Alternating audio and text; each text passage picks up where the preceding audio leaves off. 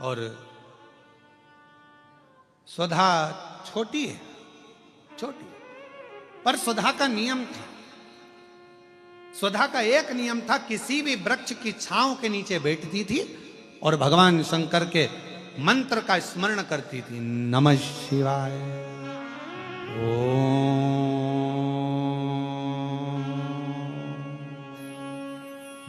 नमः शिवाय,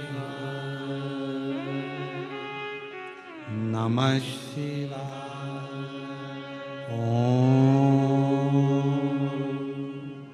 नमः उच्चारण करती थी। हाँ, इस उच्चारण को हमने नमः शिवाय से प्रारंभ करा। क्यों? क्योंकि हमारा शास्त्र कहता है पुरुष ओम नमः शिवाय का जाप करे, स्त्री नमः शिवाय से ओम तक पहुंचे, फिर नमः शिवाय से ओम का स्मरण। आज के समय में बहुत सारे झंझट उत्पन्न कर दिए। ये माताएं ओम मत बोलो, स्त्री ओम ना बोले, ये ओम ना बोले, वो नमः शिवाय का ऐसा जाप करे, वो वैसा। तो श्री शिवाय नमस्तुभ्यम दिल से बोलो, बिना भटके, बिना भटके। कोई कहे ये बोलो, कोई कहे वो बोले, तो ध्यान रखो भटक रहे हो तो फिर श्री शिवाय नमस्तुभ्यम। अगर भटक रहे हो तो श्री शिवाय नमस्तुभ्यम पर रुक जाओ, फिर हमें कहीं नहीं भटकना। अब हमको ये सोचना नहीं कि ये बोले कि नहीं बोले। कोई ने कहा ओम बोलो, कोई ने कहा नहीं बोलो, कोई ने कहा ऐसा बोलो, कोई ने कहा वैसा बोलो। तो श्री शिवाय,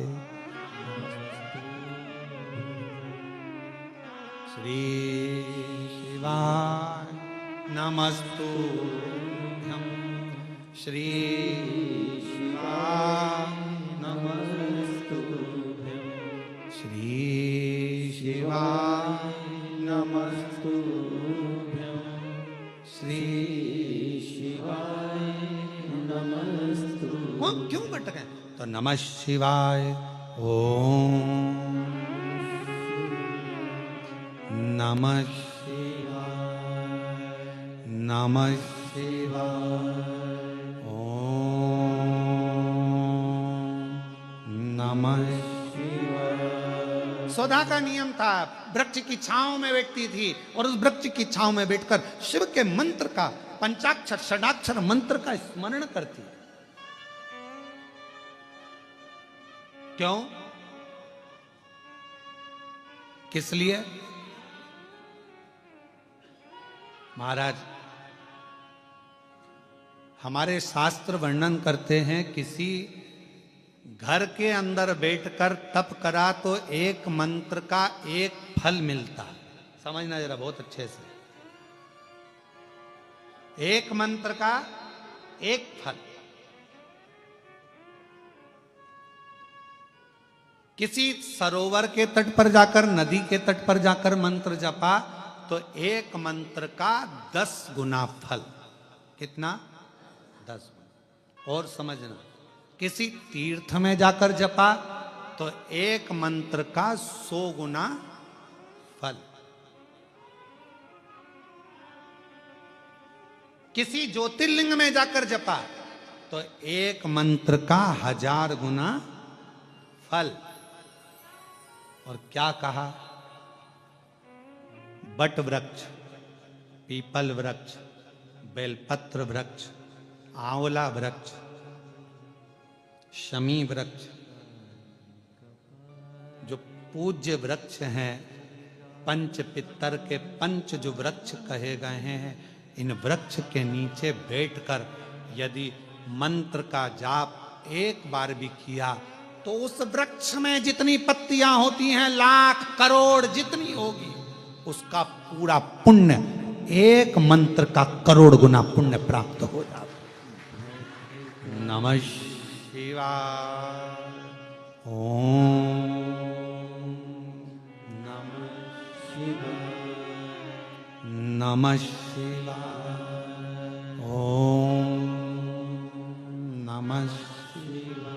करोड़ा गुना, करोड़ों गुना। सुधा वृक्ष की छांव में बैठ जाती और मंत्र का उच्चारण करती। नमः शिवाय,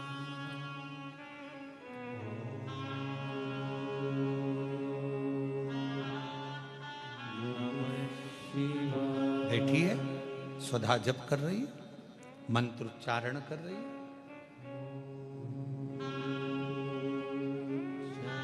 भगवान शिव को याद कर रही है।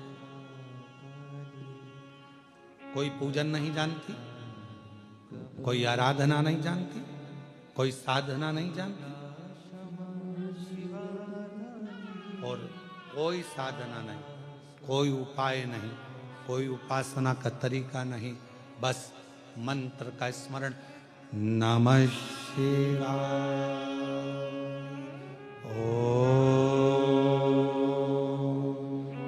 नमः शिवाय। बेटी, भगवान नारायण ने देखा ये तो सुधा है, दक्ष प्रजापति की पुत्री, कितना सुंदर स्वरूप है सुधा का, शिव की आराधना करती है।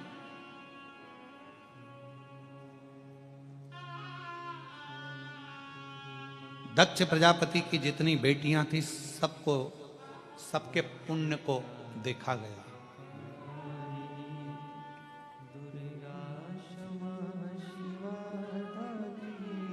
सबको इतना सारा पुण्य, सारी देवियों का ढेरों पुण्य था, पर उन सारी देवियों में सबसे ज्यादा पुण्य सुधा का था,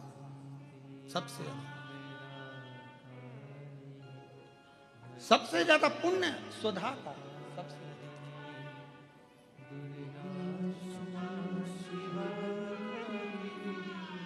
और आप लोग एक मंत्र का उच्चारण हमेशा करते आए माँ जगत जननी के, जगत जगदम्बा के, उसमें स्वधा का स्मरण देखिएगा कितना प्रबल है। ओम जयंती मंगला काली भद्रकाली कपालिनी दुर्गा क्षमा शिवा दात्री स्वाहा स्वधा नमस्तुते। ओम जयंती मंगला काली भद्रकाली कपालिनी दुर्गा क्षमा शिवा धात्री स्वाहा स्वधा नमस्तुते। ओम जयंती मंगला काली भद्रकाली कपालिनी दुर्गा क्षमा शिवा धात्री स्वाहा स्वधा नमस्तुते। श्री महापुराण की कथा कर रही है, स्वधा इतना तप कर ली, इतना तप, क्योंकि एक तप उसका प्रबल था कि वृक्ष की छांव में बैठकर भगवान के मंत्र का उच्चारण करना, भगवान के मंत्र का उच्चारण, भगवान के मंत्र का उच्चारण, और लगातार भगवान शिव को याद कर रही है। तो फिर निवेदन करूं, घर में बैठकर जपा एक मंत्र एक फल, मंदिर देवालय शिवालय नदी तीर्थ में 1000 फल मिल जाएंगे, तीर्थ में 1000 मिल जाएंगे, पर किसी पंच वृक्ष बट आंवला बेलपत्र पीपल शमी, इन वो वृक्ष हैं जिन वृक्ष की छांव में बैठकर यदि एक बार भी आपने मुख से शंकर का नाम लिया है, श्री शिवाय नमस्तुभ्यं कहा है, नमः शिवाय कहा है, ओम नमः शिवाय कहा है, तो उसका फल हजारों हजारों गुना प्राप्त हो जाए। इसलिए क्या कहा गया, जब हम तुलसा जी की परिक्रमा करते हैं, माँ तुलसा को जल अर्पित करते हैं, तुलसी के क्यारे की परिक्रमा करते हैं, उस समय पर आपके मुख से यदि एक मंत्र निकला है तो तुलसी के क्यारे में जितनी मंजरी होती है, तुलसी के क्यारे में जितनी पत्तियां होती हैं, तुलसी के क्यारे में जितनी मिट्टी होती है, तुलसी के क्यारे में जितने जीव होते हैं, सबके पुण्य फल हमारे खाते में चले जाते हैं, उतना फल प्राप्त हो जाता है एक तुलसा के पौधे की परिक्रमा करते समय मंत्र जप। ओम जयंती मंगला भद्रकाली कपालिनी दुर्गा क्षमा शिवा स्वाहा स्वधा नमस्तुते। ओम जयंती मंगला काली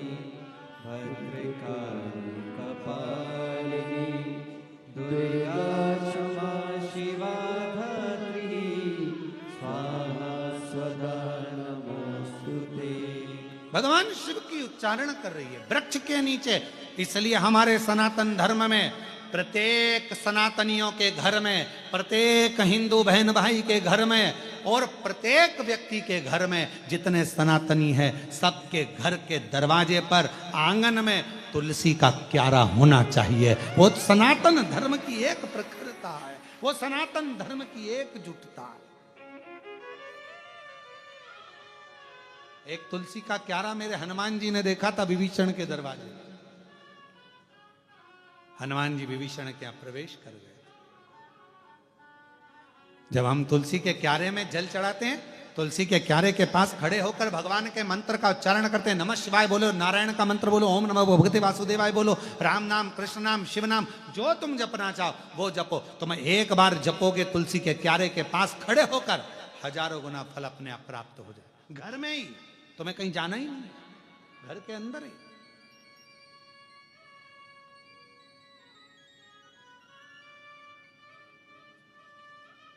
और कितना प्रबल है।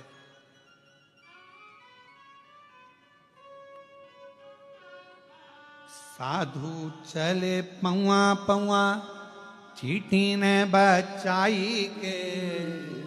साधु चले पौआ पौआ, चींटी ने बचाई के। और राजा चले हाथी घोड़ा, पालकी सजाई के। राजा चले हाथी घोड़ा, पालकी सजाई के। तुलसा मगन भई, हरि गुण गाई के। तुलसा मगन भई, हरि गुण गाई के।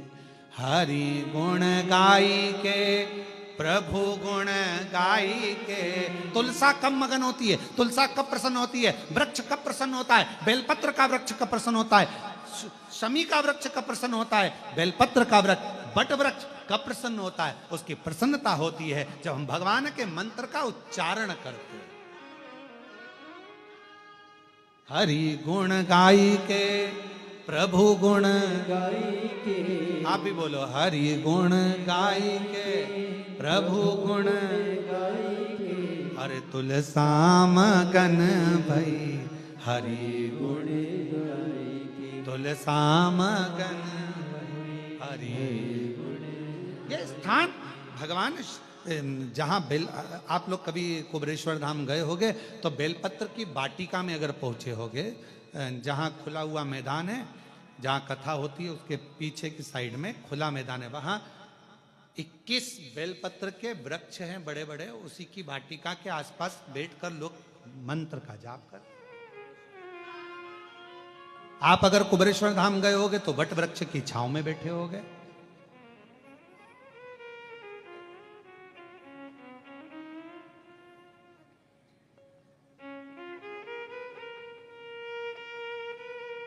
कम से कम 400 साल से 500 साल के बीच में 300-400 साल 500 साल पुराना बट वृक्ष। कभी आप लोग गए हो कुबरेश्वर धाम तो वहाँ लोग बैठकर अभी तो वहाँ का मार्ग इसलिए बंद रखा है क्योंकि वहाँ काम चल रहा, तो वहाँ अभी आज जाने नहीं देते, रास्ता बंद रहता है।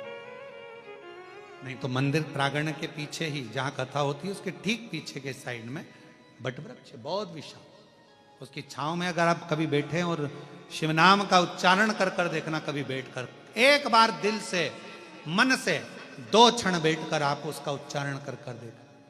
अभी उस स्थान पर तो निर्माण चल रहा है जिससे भक्त लोग वहां पहुंचे तो वहां आराम से बैठकर मंत्र उच्चारण कर सके, ऐसी व्यवस्था वहां करी जा रही। बैठे उच्चारण करें, श्री शिवा।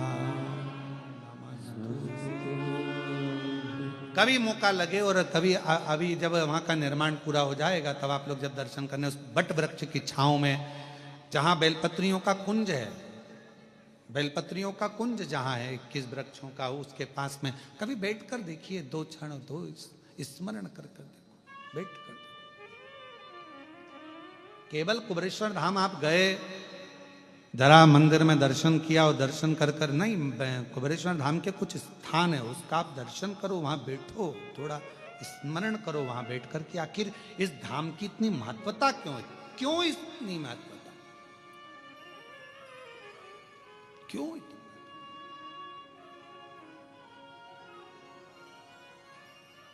गयो गाड़ी कर कर, खर्चा कर कर भी गयो और आप लोग दर्शन ही ना कर पाओ तो फिर हमारा बहुत मन होता है किसी तीर्थ में जाए ना तो वहां का बहुत दर्शन करें, बहुत दिल से। पर दर्शन करते समय इतना भक्त लोग कहीं कोई इधर से पढ़ रहा, कोई उधर से पढ़ रहा, तो फिर दर्शन कहाँ हो पाते हैं? आप लोगों को चोट ना लगे, आप लोगों को कष्ट ना लगे तो दर्शन भी कैसे कर पाओ? मन है कि ये भी दर्शन करना है, बावड़ी का दर्शन करना है, इस चीज़ का दर्शन करना है, वो चीज़ का मन करता है। थोड़ी देर कृष्णेश्वर बाबा के आए हैं तो मंदिर में थोड़ी देर बैठकर आराम से एकांत में शिव नाम का जप हो जाए, बाबा से जरा बैठ के बात हो जाए। जैसे वो जी ने लिखा कैसे हो, तो हम भी तो हमारे कृष्णेश्वर बाबा से पूछें, बापू कैसे हो, भाऊ ठीक तो है, बाबा सब बढ़िया है, आनंद है, चांगला है, तो हम भी तो पूछे, हमारा भी तो फर्ज बने कि पूछे कि ना पूछे। पूछा था तो थोड़ा बहुत तो। अब योग है वो तो भगवान शिव की कृपा। और कहें ये तो कल एक माता जी ने कहा कि हम भी कथा में आना, हमने कहा जगह नहीं है। पर आज तो जीजियों ने गजब करा, दरवाजा ही रोक के खड़ी थी वहीं पर। फिर हमने ऊपर से इशारा करा हितेश को, हमने कहा हितेश आन दो इनको अंदर, आन दो, आ जाओ बैठने कथा सुना। और वहीं बैठ के भजन गा रही है वो भोला, और हाथ का इशारा किस पे कर रही थी मालूम है? जितने बाउंसर लगे थे उन पे, भोला सब दुख का, जितने काले कपड़े पे खड़े थे बाउंसर उनकी ओर इशारा कर रहे थे, ओ भोला सब दुख।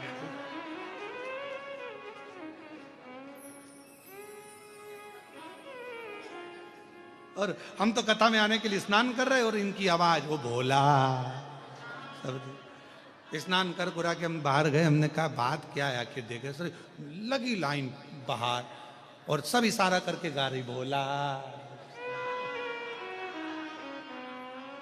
हमने हितेश को बुलाया, हमने कहा बेटा एक काम कर इनको अंदर ले जाओ। कहा गुरुजी हाल में जगह नहीं है। मैंने कहा हाल में नहीं हो, दिल में होना चाहिए, तो ले जा इनको अंदर ले जा।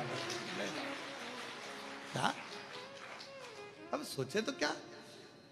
पर महाराष्ट्र वालों को बहुत बहुत बधाइयां हैं कि अक्टूबर महीने में 2 कथा महाराष्ट्र वासियों को पंडाल में बैठकर सुनने का मौका मिले।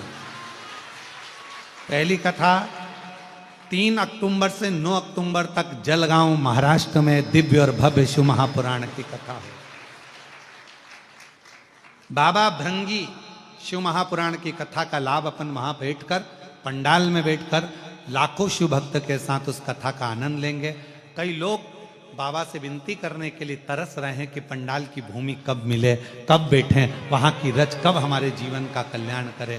तो उनके लिए दूसरी कथा 12 से 16 अक्टूबर 5 दिवसीय शिव महापुराण की कथा शिरडी महाराष्ट्र में होगी। शिरडी में बाबा की कृपा से 5 दिवसीय कथा शिरडी में महाराष्ट्र में होगी। कहीं मेरे बाबा को सुनना होगा देवाधिदेव महादेव के एक सुंदर आनंद के साथ शिरडी में, कहीं बाबा की कृपा से साईनाथ को सुनना होगा, कहीं बाबा की कृपा होगी तो शिरडी में 5 दिवसीय 12 से 16 अक्टूबर तक कथा, 3 अक्टूबर से 9 अक्टूबर तक जलगांव में कथा, और अक्टूबर के महीने में ही 25 अक्टूबर से 29 अक्टूबर तक धनोरा दुर्ग छत्तीसगढ़ वालों को भी शिव महापुराण की कथा श्रवण करने का सौभाग्य मिला। 2 कथा महाराष्ट्र अक्टूबर में दी है और 1 कथा दुर्ग वासियों को बहुत बहुत बधाई, धनोरा वालों को, छत्तीसगढ़ के वासियों को जिनको ये शिव महापुराण की कथा 25 अक्टूबर से 29 अक्टूबर तक श्रवण करने का सौभाग्य छत्तीसगढ़ की धरा पर मिलेगा। ये शिव तत्व शंकर। और अभी सितंबर की जो कथाएं हैं वो ऑनलाइन हैं, आप उसको घर पे बैठकर सुनो। शिव तत्व और महादेव नमन चरणों में स्वीकार कीजिए, सबका किया है मेरा भी उद्धार कीजिए, उद्धार कीजिए। है त्रिपुंडधारी, है त्रिशूलधारी। सुधा बेटी और सुधा बाल्यावस्था से ही वृक्ष की छांव में बैठकर भगवान के मंत्र का उच्चारण कर रहे हैं। उच्चारण, थोड़ा ध्यान देना एक बात को।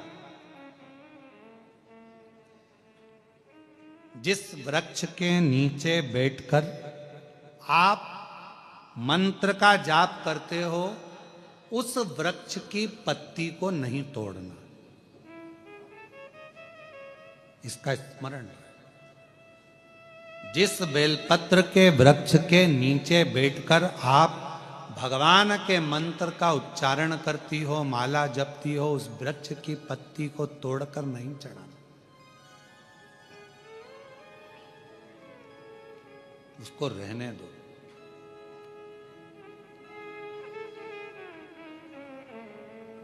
कुबेरेश्वर धाम पर जाओ, चाहे किसी तीर्थ में या तुम्हारे सोसाइटी में, तुम्हारी कॉलोनी में, तुम्हारे मोहल्ले में, कई बार ऐसा प्रश्न आ जाता है, गुरुजी हमारे यहाँ नदी नहीं है, आपने कहा शिवलिंग का विसर्जन करना, थाली को नीचे लेकर जाना, पानी में जब डूब जाए तब, तो क्या हमारे यहाँ पर नदी नहीं, तालाब नहीं, कुआं नहीं, बावड़ी नहीं, हम कैसे विसर्जन करेंगे? तो उनके लिए विसर्जन का क्रम कहा। जिस थाली में भगवान विराजमान है, पूरी पूजन होने के बाद जब विसर्जित हो जाती है, थाली को आप एक साइड कर देते हैं, तब उस थाली में ही जल को चढ़ाना प्रारंभ करो।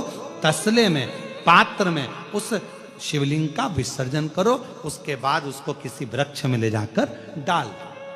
ये भी एक विसर्जन का तरीका। बड़ी बड़ी शहरों में, बड़ी बड़ी सिटियों में नहीं है तालाब, नदी, सरोवर, बावड़ियां, कहां जाए ठंडा करने, विसर्जन करने, उनके लिए।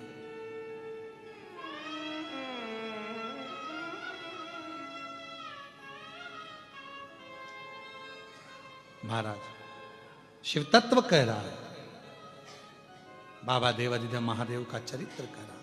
स्वधा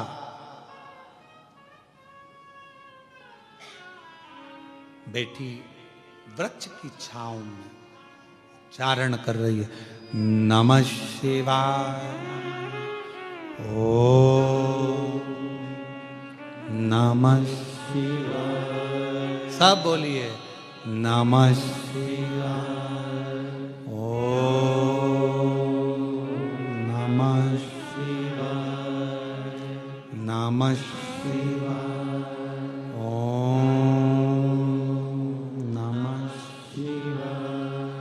सदा जिस वृक्ष की छांव में बैठकर जप करती है, माला जपती है, भजन करती है, स्मरण करती है, मंत्र जाप करती है, उसकी पत्ती को सदा नहीं तोड़ती है। क्यों?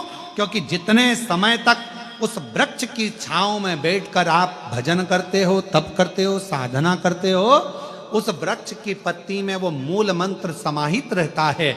जब जब उस वृक्ष के नीचे से निकल कर जाते हो, उस पत्ती का तत्व, हमारे उस पत्ती का रस तत्व हमारे जीवन को कृतार्थ करते जाता है और हमारा उद्धार होते चले जाता है।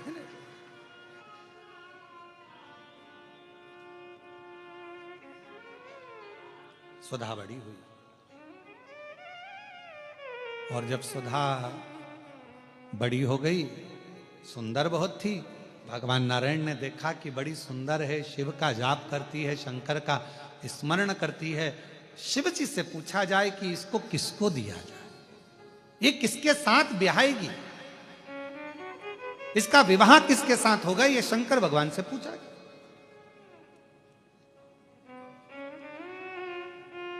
और भगवान देवादिदेव महादेव तो अपनी आनंदमय मस्ती में विराजमान थे। 33 कोटि देवता में केवल एक देवादिदेव महादेव ऐसे हैं जो बड़े आनंद के साथ, बड़ी प्रसन्नता के साथ, अपने आनंद के साथ विराजमान रहते हैं।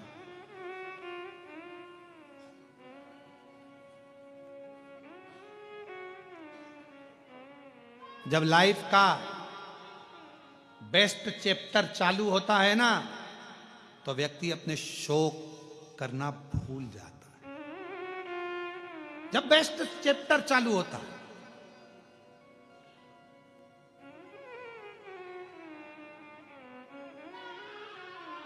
एकदम अच्छा समय जब चालू हो तो उस समय पर व्यक्ति फिर अपनी फील्ड में आगे बढ़ने का प्रयास करता है। फिर कोई उससे के थोड़ा सस्त हो जाओ, थोड़ा तैयार तो हो जा, बाद में हो जाऊंगी, बाद में कर लूंगी, पहले काम, पहले अभी भगवान मेरे अभी लाइफ अच्छी चल रही है ना, तो इसको मैं अच्छा कर लूं, मैं अभी अच्छा कर लूं और अच्छा कर लूं। उसमें लगा, शौक भूल गया। कितने दोस्तों के साथ बैठता था, कितने गप्पे मारता था, कितने फालतू बातें करता था, सब भूल गया। क्यों? क्योंकि अभी उसको अपनी लाइफ देखना, उसको आगे बढ़ना।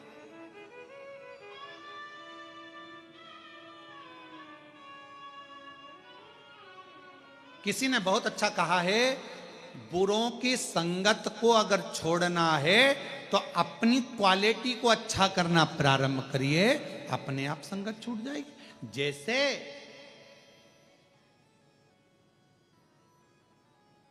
मटर पनीर की सब्जी में सबसे ज्यादा लोग मटर को खाते हैं कि पनीर को? जम के बोलिए, पनीर को। छाट छाट के बड़े प्रेम से खाते उसको, पनीर। क्यों? मटर महंगा है कि पनीर? बोलो बोलो, जरा जम के बोलो। पनीर। तो मटर पनीर की सब्जी में पनीर को वीआईपी बनाया गया, तो वीआईपी पनीर को चुना गया, ठीक है, मटर को छोड़ दिया गया। अब मालूम पड़े आलू मटर की सब्जी हो तो आलू मटर की सब्जी में कौन वीआईपी है? मटर। फिर लोग आलू को एक साइड कर देते हैं, मटर को खाते हैं। इसलिए निवेदन है, दूसरे के साथ में तुम्हारा वीआईपी नेस नहीं आएगा, अपने आप को पनीर और मटर बनाना है। आलू तो कोने में पड़ा रहेगा, जितने तुम वीआईपी बनते चले जाओगे, ये बेकार सब छूटते चले जाएंगे और तुम्हारा जीवन अग्रण्य हो।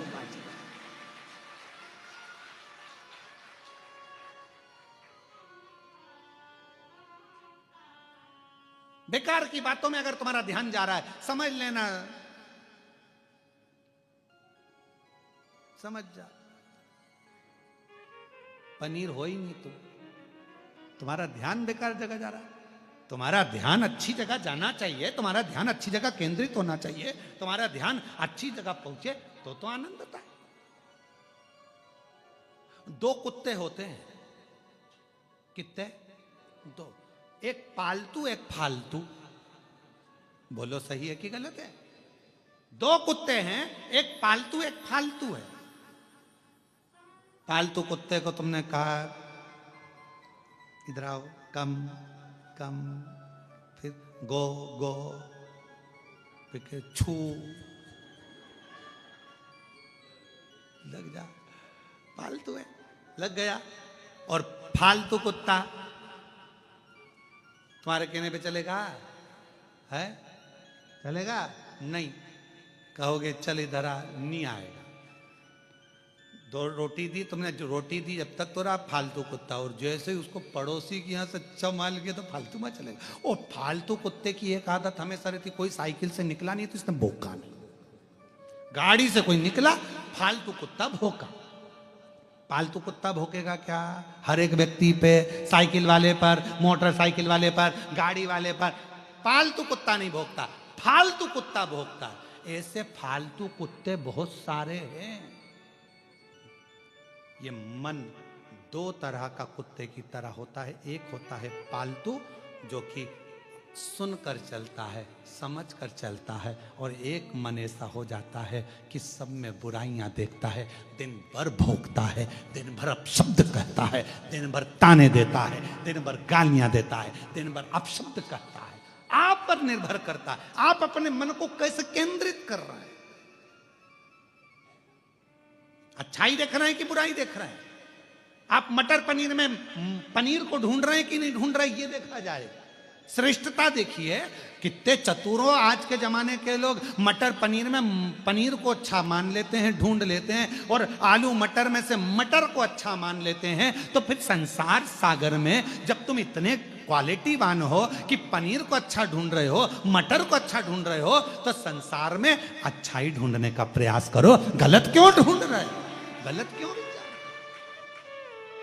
अच्छा ढूंढिए, मन केंद्रित। ये बुद्धि, ये चित्त, ये वृत्ति भटक रहे। भटक रहा। रे मन मुसाफिर निकलना पड़ेगा, काया कुटिल खाली करना पड़ेगा। भाड़े के क्वार्टर को क्या तू संभाले, ये किराए की खोली है। भाड़े के क्वार्टर को तो क्या संभाले, जिस दिन तुझे घर का मालिक निकाले, श्वासों का किराया भी भरना पड़ेगा, काया कुटिर खाली करना पड़ेगा। कितना इस किराए के मकान को संभालने में लगे हो, खूब सुंदर सजाया धजाया किराए के मकान को, कितना बढ़िया। अभी हम जिस होटल में रुके हैं उसका कमरा इतना अच्छा सजाया, दरवाजा सजाया और इतना बढ़िया दीवार मिवाल पे फूल पत्ती सब टांगा। किराए का मकान सजा सजा कर रखा, पर एक ना एक दिन तो खाली करना पड़ेगा ना। बोलो तो सही, खाली तो कर जाना पड़ेगा। कोई जगत में कोई न परमान, जगत में कोई न परमान। कौन जगत में परमानेंट है? अच्छे अच्छे सूरमा के भी उखड़ गए टेंट, जगत में कोई न परमान। अच्छे अच्छे सूरमा के भी टेंट उखड़ गए, जगत में और सब। तो स्वधा अपने मंत्र का उच्चारण कर रही है। स्वधा लगी शिव जी से पूछा जाए ये किसको दी जाए। स्वधा ने मंत्र का उच्चारण करा, स्मरण कराए, मंत्र जाप कराए। शंकर भगवान ने कहा नारायण भगवान से ब्रह्मा जी से इस स्वधा को पितरों को बिहा दो, पितरों इसको पितरों के साथ विवाहित कर देना चाहिए, पितरों की पत्नी हो जाए सदा। क्यों? इसका पुण्य बड़ा प्रबल है। जप के माध्यम से ये जीवों का कल्याण करती है। तो जब पितरों का स्मरण होगा, कोई ब्राह्मण भोज कराए, पितरों के लिए तर्पण करे, तिलांजलि दे, पिंड दे, भोजन दे, यज्ञ करे, अनुष्ठान करे, यदि स्वधा स्वधा स्वधा 3 बार, स्वधा 4 बार, स्वधा 5 बार, ऐसे स्वधा का यदि 5 बार भी कोई नाम ले लेगा तो उसको पिंड और तर्पण का पुण्य फल पितरों तक पहुंच जाएगा। स्वधा। इसलिए मां जगतजननी की स्तुति में स्वधा का स्मरण आया। ओम जयंती मंगलाकाली भद्रकाली कपालिनी दुर्गा क्षमा शिवा दानी स्वाहा स्वधा नमस्तुते। ओम जयंती मंगलाकाली भद्रकाली कपालिनी दुर्गा क्षमा शिवा दानी स्वाहा स्वधा नमस्तुते। जब हम सुधा सुधा सुधा कहते हैं, अगर आप पितृपक्ष में, श्राद्ध पक्ष में कोई तुमसे कह दे कि तेरे शरीर में ये रोग हो गया, कोई ने कहा बड़ा रोग हो गया, कोई ने कहा कैंसर जैसा रोग हो गया, कोई ने कहा किडनी बेकार हो गई, कोई ने कहा थायराइड हो गया, कोई ने कहा चर्म रोग हो